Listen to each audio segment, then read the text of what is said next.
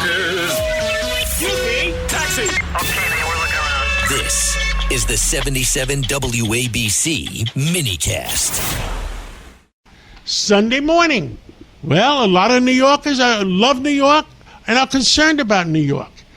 With us today is the president of the Teamsters Union, Local 237, represents city employees and mostly, and his name is Gregory Floyd.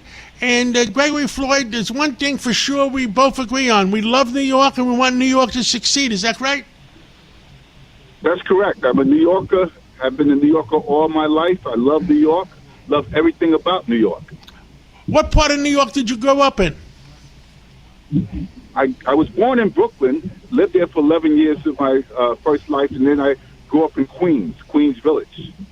I grew up on 135th Street by City College. Oh, yes. So we love New York. We want New York to succeed. And I've talked to the mayor the last few days, and I've talked to a lot of people.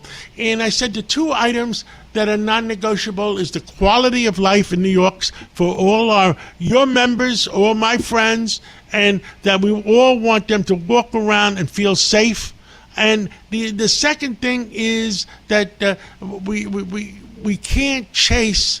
2% of the people pay 48% of the taxes, and if we chase away the middle class, I agree, maybe the rich are not going to leave, but the middle class, we don't want to scare them away, because then you know who's going to pay the penalty?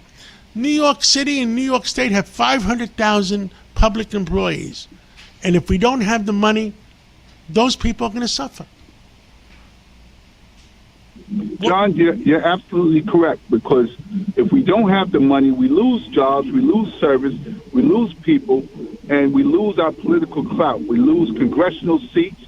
A lot of people don't know this, but we lose congressional seats, we lose power in Washington, D.C., we lose money coming back to New York. So it's a ripple effect. And everybody always looks at the surface, but nobody understands how things work. And I agree. We've lost congressional seats over the years. Yes. You know, the other thing is, and I've talked to many people. I've talked to Bonnie Brady in Long Island, who represents all the fisheries. And those stupid windmills they're putting up are going to double and triple the price of electricity. And it's the cost.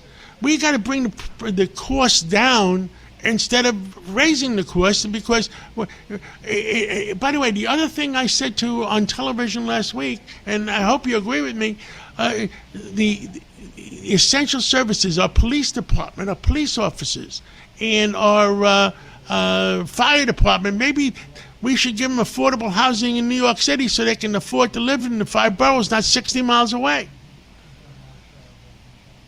You know, that concept is been around for a long time, and we've always spoken about it, but no one has ever worked toward trying to make that happen. Not since the electricians built Electchester in Queens have we seen such a project. And at this point, yes, New York City has become extremely expensive, not just for the firemen and the police, but for all city workers. And I understand, here's the concept, and I've said this time and time again, every administration, but nobody takes me up on that offer. New York City, for whatever the reason, pays about $4,000, over $4,000 a month for homeless families. You have the New York City Housing Authority, and you have vacant apartments in the New York City Housing Authority. Instead of paying that kind of money, why don't we just rehab the apartments in NYCHA, put the homeless families there? This way you could pay a minimum amount of rent, $500, $600, $700 to NYCHA, instead of paying $4,000 a month to landlords and hotel owners, and then have those families stabilized, and they probably could afford to pay that kind of rent there.